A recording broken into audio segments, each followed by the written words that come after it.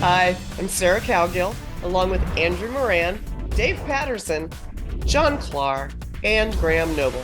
And this is the Conservative Five, Liberty Nation's online TV news program.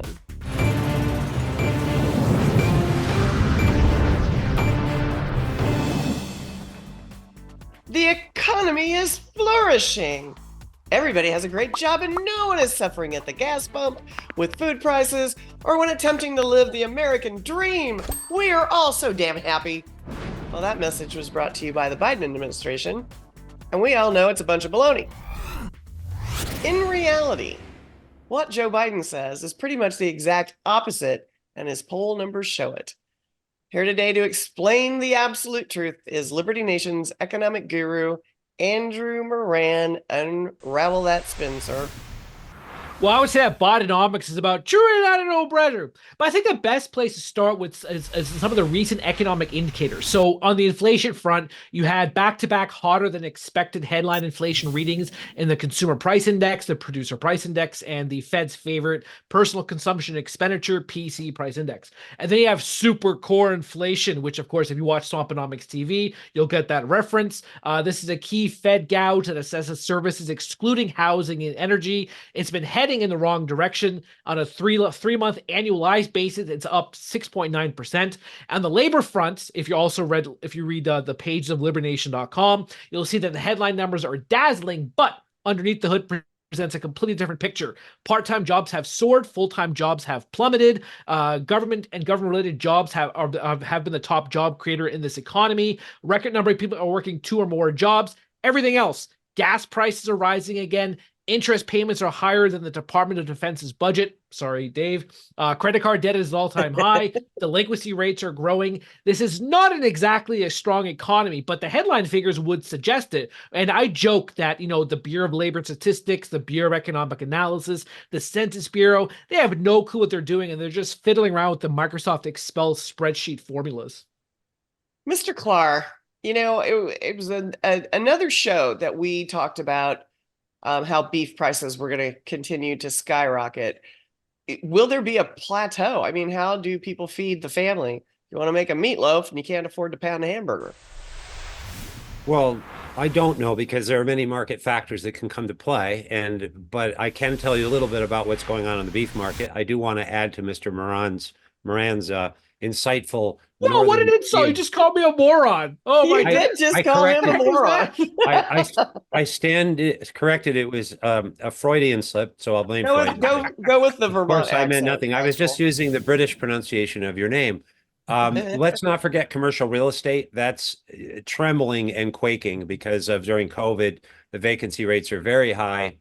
People are buying stuff online, so retail spaces are suffering. New York and other cities are taxing the so-called wealthy, and those increased taxes are passed on through triple net leases to the tenants. And then we have the whole movement of people to working remotely. So office workers, the space isn't needed. And I'm not sure what that will do to the broader mortgage industry. In anticipation of this meeting, since I wrote my article about why beef prices will remain high, because we have a very low inventory of cows, the lowest since 1961. We have more people here. We are importing more beef, and I understand there's a new change in regulation. So at least when you buy beef that says it's from the USA, it's supposed to be. But I think all of these things are also related to underlying inflationary factors like fuel prices and fertilizer prices, and equipment prices are not coming down. These are long-term inflationary pressures. The price of beef nationally has actually come down a bit since I wrote my piece. There could be that there's profit taking going on from people looking to sell animals. Here in Vermont, we've had a real shortage of feed. So I see some people are selling, they're literally running out of feed. But right now in Vermont, so I looked at the macro, the national price, the micro, I went on Craigslist, which is an indicator for me as a farmer. And I've never seen, it is a little early in the season, there's almost no livestock available. I saw this morning yearling cows and heifers for $2.75 a pound live weight, which is an extraordinary, that's going to make people rush to get into the beef market, which will then pull more beef out for breeding from the processing facility. So there's potentially a vicious cycle here, which is not a market bubble. It's actually an inflationary pressure that will be sustained and not pop, because as lamb and other prices go up, more people are going to be able to move towards beef. if I may say that everything that John has just told us, I've been completely vindicated because if you go on the pages of LibertyNation.com all the way to late 2022, I wrote that beef prices would skyrocket based on all the various factors. So everyone, please clap for me, please, because John just proved Are me you correct. still Hey, sticking from John Clark's Good for you. accidental Good for you. He wants name to prove problem? he's a Moran and not a Moran. Moron. And I do apologize, Andrew. Of course, Oh, that's just the you're King's brilliant. English right there. You're brilliant. Okay, great. We know the economy is in the toilet, and most people will, they may like Biden, but they also watch him. He's the oldest geezer on the planet, and he's, stumbling around. And as Andrew has reiterated, he can't speak very well. It's not a Careful with your stutter. hate It's speech. just blah, blah, blah, blah. It might be hate speech. But, Graham, where is Biden getting hit hardest in the polls? I thought it was immigration. Well, it's in terms of what policy areas are causing him the most problems. Yeah, obviously immigration has become a huge thing. It's always the economy, as our old pal James Carville said many years ago. It's the economy, stupid, and it always is the economy. Of course, it's always what they call kitchen table politics. But now, of course, the immigration situation has gotten so far out of hand that's become a quite a dominant subject.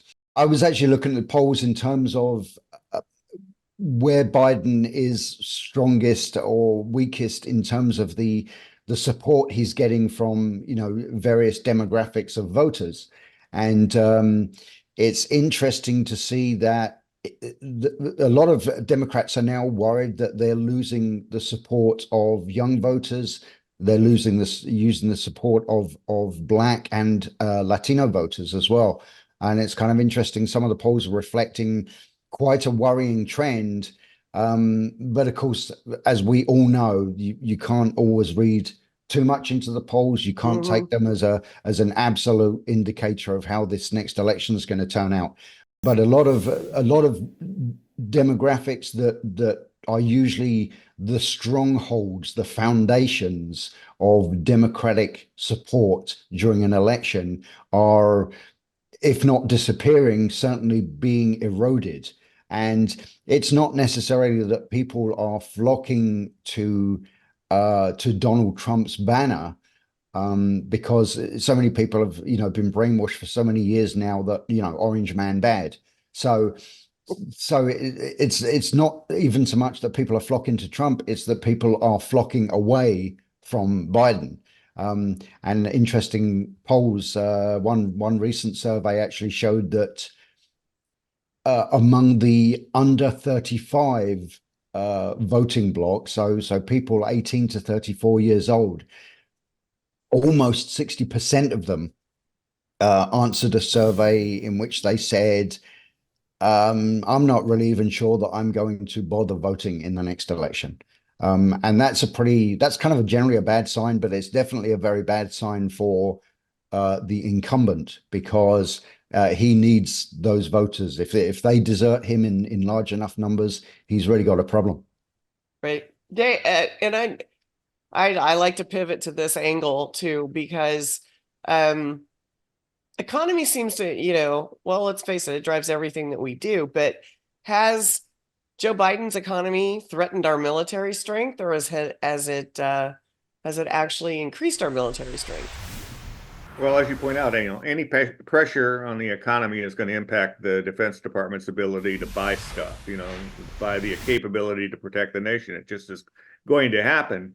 And the Biden administration, particularly with their assault on fossil fuels, I think is driving up the cost of how the military goes to war. And it impacts the funds available to spend for the important national security elements. The Pentagon competes for scarce resources. That's always something people need to remember. And when the cost of goods and services rise across the economy, as they have with the Biden administration, there's always less purchasing power for defense. And it's kind of an old saw, but when one area of the U.S. economy catches a cold, the Defense Department pulls out a handkerchief. An old saw. I haven't But heard don't that. worry, Dave, because I haven't heard that because since my all, grandma. because all of our brave men and women in uniform will be using the correct pronouns. So we're Oh yes, we're yes, okay. that We're all is good. that Yeah, is good. I saw recently in one of the one of the military rags out there.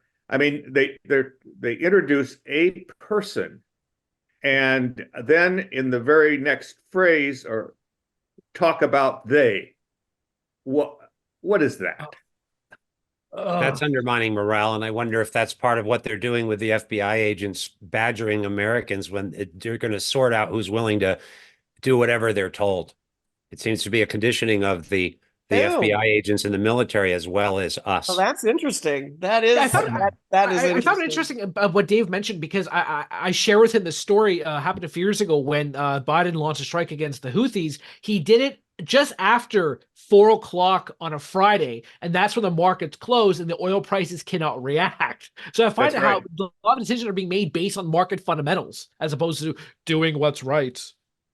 I think too, there's something that goes on with particularly with defense and inflation, and that is the lag time between the time a budget is developed and the time that it's sent over to Congress for passing, and the deflator or the inflation index that's used across all the contracts is developed 18 months prior to that budget going across. So it is a very much a problem, particularly for defense contractors who price out their wares based on what they think the inflation index is going to be, only to find out 18 months later that it's not that.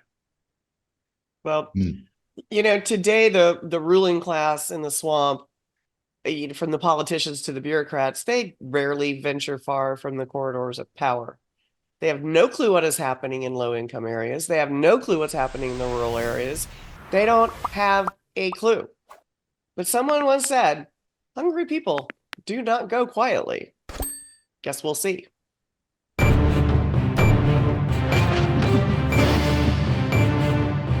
That's it for our Conservative 5 panel today. Check out our other C5 shows and segments on your favorite video platform. YouTube, Vimeo, Rumble, we're on them all. As well, Liberty Nation has its own Roku channel where you can see all of our TV productions. I'm your host, Sarah Cowgill.